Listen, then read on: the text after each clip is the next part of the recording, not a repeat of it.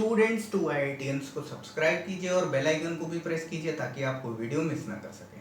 तो देखिए ये हमारे सामने क्वेश्चन है। तो देखिए ये सामने आपके जो फिगर्स दे रखे हैं इसमें अभी हमें कुछ भी प्रूव नहीं करना है। इसमें बस हमें क्या है कि एक्स और वाई की वैल्यू हमको फाइंड आउट करनी है यहाँ पर। तो देखिए एक्स और वाई की वैल्यू फाइंड आउट करने के लिए जो हमारे पास कंडीशंस दे रखी हैं वो ये हैं कि हम इसमें प्रूव नहीं करेंगे।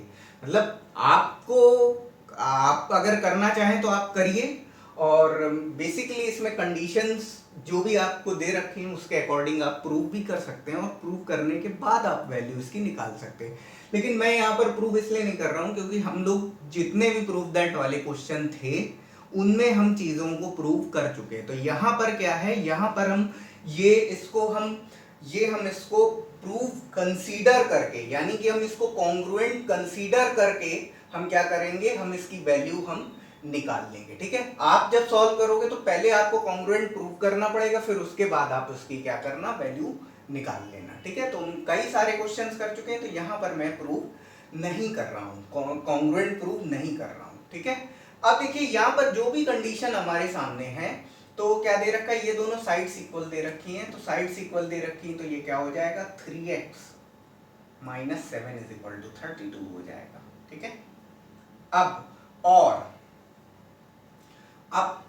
ये वाली साइड इक्वल दे रखी, ये वाला एंगल इक्वल दे रखा है। ठीक, तो ये एंगल इक्वल दे रखा है, ये भी एंगल आपका इक्वल होगा और ये भी एंगल आपका इक्वल होगा।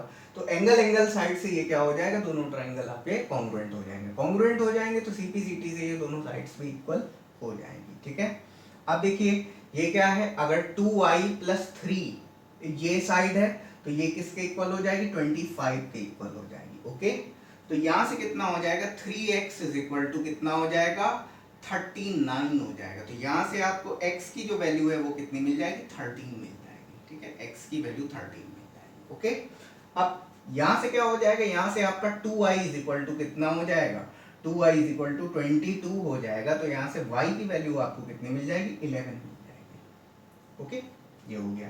अब यहां पर देखिए, यहां पर क्या है, x is equal to 2y है, x is equal to 2y है और ये दोनों साइड्स भी आपकी इक्वल होंगी। ठीक है, देखिए इसमें ये इक्वल है, ये इक्वल है और ये आपको एंगल भी आपको इक्वल दे रखा है। ठीक है, ये और ये इक्वल दे रखा है और यहां पर ये दो एंगल भी इक्वल दे रखा है। तो ये भी आपका एंगल साइड से ही आपका क्या होगा, कॉन्ग्रुएंट होगा। यहां पर ये दो एंगल इक्वल दे रखे हैं, ये दोनों एंगल इक्वल है और ये दोनों एंगल इक्वल है और ये साइड भी इक्वल है।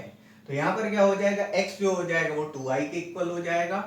2x plus y 4 is equal to कितना हो जाएगा, 3y इज इक्वल टू 8। ठीक है, तो x इज इक्वल टू कितना है, 2y है।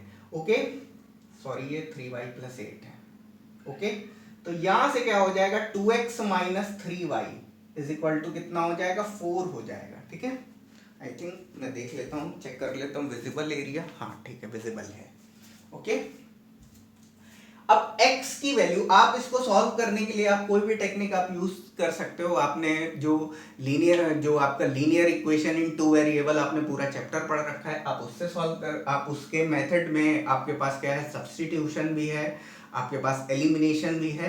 तो दोनों ही आपको पता है। अगर आपको एलिमिनेशन ठीक लगता है तो आप एलिमिनेशन कर लीजिए, सब्स्टिट्यूशन अच्छा लगता है तो आप सब्स्टिट्यूशन कर लीजिए।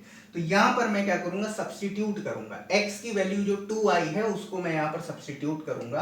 तो x की वैल्यू जब हम 2y रखेंगे यहां पर, तो 2 इंटू x की जगह पर 2y रखेंगे, minus 3y is equal to कितना हो गया, 4। तो यहां से ये कितना हो जाएगा, 4y minus 3y is equal to कितना हो गया, 4। ठीक है, तो यहां से क्या हो जाएगा, y का वैल्यू आपको 4 मिल जाएगा, y की वैल्यू 4 मिल जाएगी। अब इसी y को वापस से इसमें प्रोवाइड करेंगे, तो वापस से जब हम इसमें प्रोवाइड करेंगे तो x इज इक्वल टू कितना हो जाएगा, 2 इंटू 4 हो जाएगा, तो x इज इक्वल टू 8 आ जाएगा। ठीक है, तो बस यही दो वैल्यूज क्या है, आंसर है। प्लीज इसको नोट डाउन कर लीजिए।